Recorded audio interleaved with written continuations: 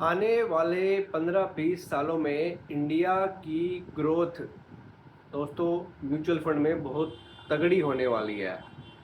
अभी अक्टूबर का डेटा आया है कि कितने हज़ार करोड़ रुपए म्यूचुअल फंड में एसआईपी की गई है। तो दोस्तों 42,000 करोड़ रुपए की म्यूचुअल फंड में एसआईपी की गई है। ये दोस्तों नंबर बहुत बड़ा होता है।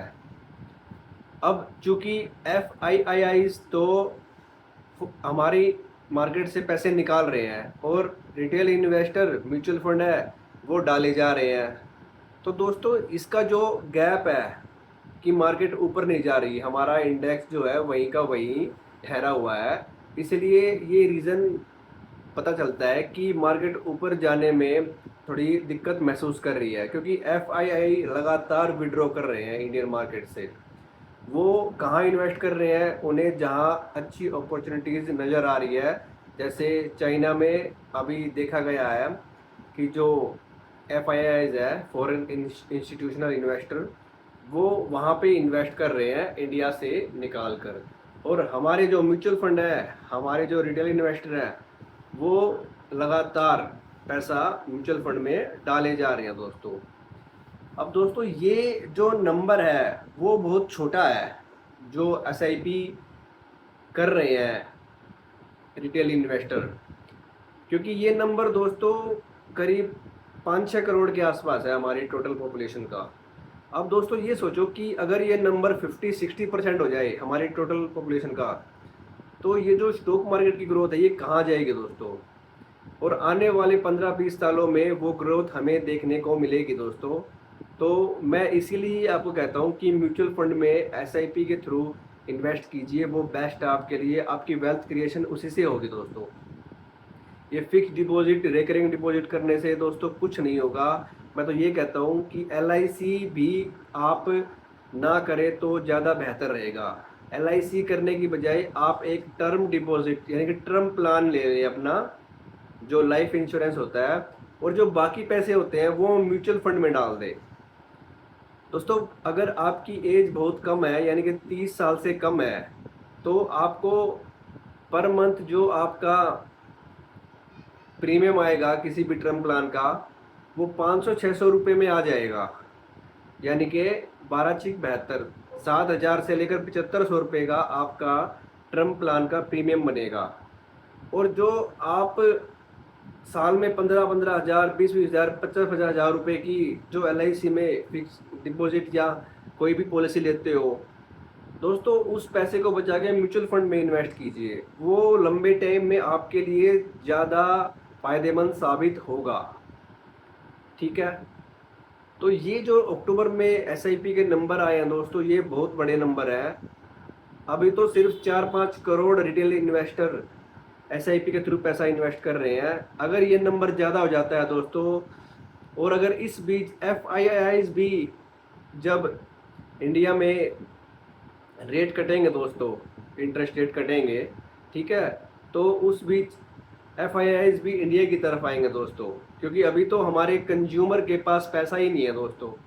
इनकम टैक्स रेट बढ़ते जा रहे हैं, डीए हाइक, एचआरए हाइक नहीं मिल पा रहा, तो लोगों के पास जो पैसे बचते थे वो नहीं है दोस्तों। परचेजिंग कहाँ से करेंगे, इन्फ्लेशन इतना हाई है, चीज़ों के दाम इतने बढ़ चुके हैं, और सैलरी में जो हाइक है, कंपनीज ले ऑफ करती जा रही है, तो वो नहीं हो पा रहा। वो गैप मेंटेन करना बहुत मुश्किल हो रहा है। अगर इस टाइम पे आप म्यूचुअल फंड में एसआईपी करके अपना अकाउंट खोलते हो, एसआईपी करते हो, तो दोस्तों आने वाले 15-20 सालों में इतनी अच्छी ग्रोथ देखने को मिलेगी जितनी अच्छी ग्रोथ कहीं भी नहीं मिलेगी दोस्तों। तो मेरा सजेशन तो यही रहता है कि आपका जो भी पैसा बचे उसको अपनी एसआईपी में टॉपअप कर दीजिए। ये आपके लिए काफ़ी बेनिफिशियल साबित होगा दोस्तों। ठीक है। अब आज की अगर मार्केट की बात करें तो मार्केट कहीं भी नहीं जा रहा, इंडेक्स उधर का उधर ही है, 1-2 पॉइंट ऊपर, 1-2 पॉइंट नीचे। लेकिन जो सिलेक्टेड स्टॉक्स की Q2 की अर्निंग अच्छी आ रही है, उन्हें मार्केट ऊपर लेके जा रहा है। बेसिकली कहानी पे स्टॉक मार्केट रिएक्ट नहीं कर रहा है दोस्तों। स्टॉक मार्केट कह रहा है कि अपनी कंपनीज की भाई अर्निंग दिखाओ, परफॉर्मेंस दिखाओ, मैं उसी के हिसाब से रिजल्ट दूंगा। तो जिन कंपनियों के रिजल्ट अच्छे आ रहे हैं, स्टॉक मार्केट उनके प्राइस ऊपर लेके जा रहे हैं, और जो कंपनीज अभी क्वार्टरली रिजल्ट खराब आ रहे हैं उनको स्टॉक मार्केट नीचे लेके जा रहा है दोस्तों। उनमें कोई इंटरेस्ट नहीं है किसी का।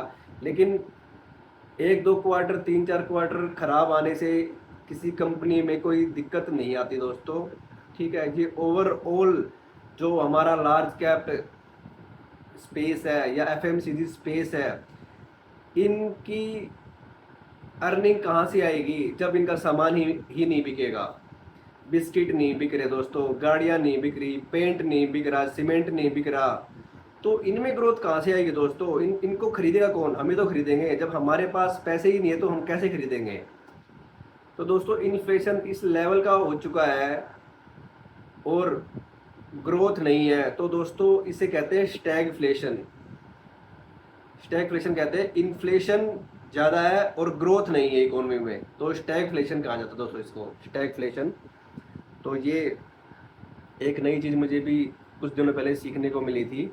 11th-12th में तो मैंने ये पढ़ा नहीं था, तो आज किसी तरह से इसके बारे में सीखने को मिला। तो दोस्तों इस तरह की जो मार्केट होती है वो बहुत ख़तरनाक होती है, उसमें बहुत ध्यान रखना पड़ता है कि हम कौन से स्टॉक्स ले रहे हैं। लेकिन यहाँ पे हम म्यूचुअल फंड की बात करते हैं, तो म्यूचुअल फंड में पर्टिकुलर स्टॉक्स लेने का काम म्यूचुअल फंड मैनेजर का होता है, उसको पैसे दे देते हैं, वही स्टॉक खरीदता है। तो ठीक है दोस्तों, यहीं तक रखते हैं।